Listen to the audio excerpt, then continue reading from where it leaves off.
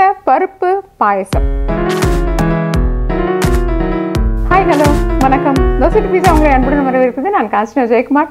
இது சிறுபருப்பு மற்றும் ஒரே ஒரு மேஜை கரண்டி அளவு நம்ம கடலைப்பருப்பு சேர்த்துக்கிறோம். அதனால பருப்பு பாயசம்னு சொல்லலாம், அல்லது சிறுபருப்பு பாயசம்னு சொல்லலாம், பயத்தம் பருப்பு பாயசம் சொல்லலாம். இந்த அருமையான சுவையான பாயசம் செய்கிற விதத்தை பார்க்கலாம் வாங்க.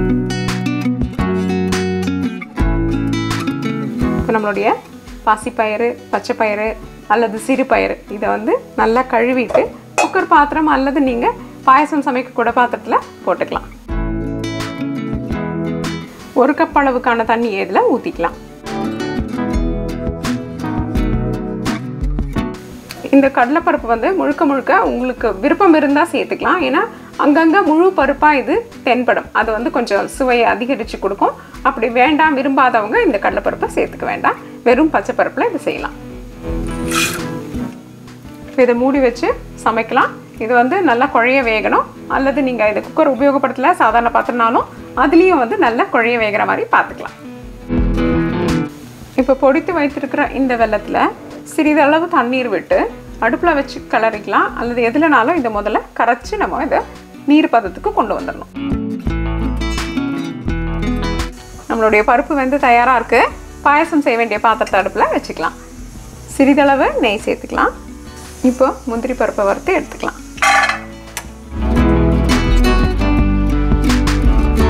நான் இங்கே துண்டாக்கப்பட்ட தேங்காயை சேர்த்துக்கிறேன்.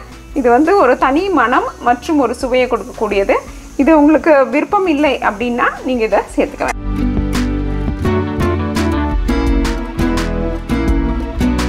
இப்போ நம்மக்கிட்ட இருக்கிற வெள்ளை கரைசலை ஒரு வடிகட்டியின் மூலமா இந்த பாத்திரத்தில் சேர்த்துக்கலாம்.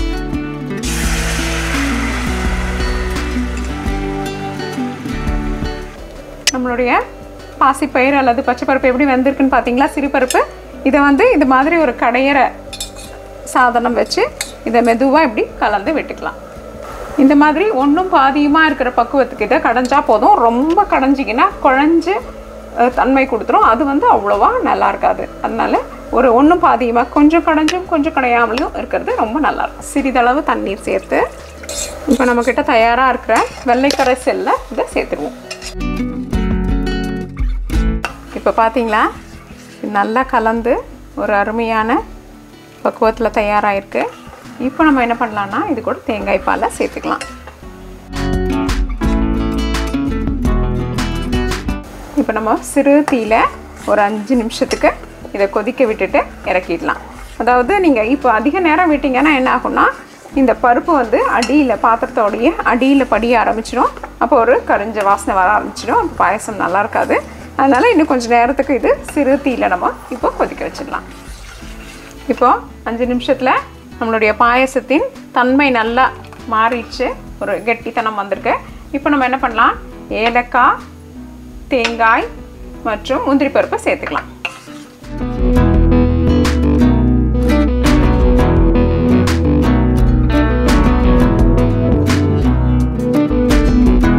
என்ன நண்பர்களே, இந்த அருமையான பருப்பு பாயசம் அல்லது பாசிப்பருப்பு பாயசம் எப்படி பண்ணுறதுன்னு பார்த்தீங்க இல்லையா?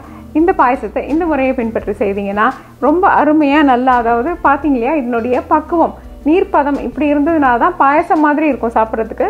இதை இன்னும் கொஞ்சம் பருப்பு அதிகமாக பண்ணிட்டீங்க அல்லது தண்ணீர் குறைவாக உபயோகப்படுத்தினீங்கன்னா என்னாகும், ரொம்ப கெட்டியாயிடும். அது பொங்கல் மாதிரி ஆகிடும், பாயசம் மாதிரி இருக்காது.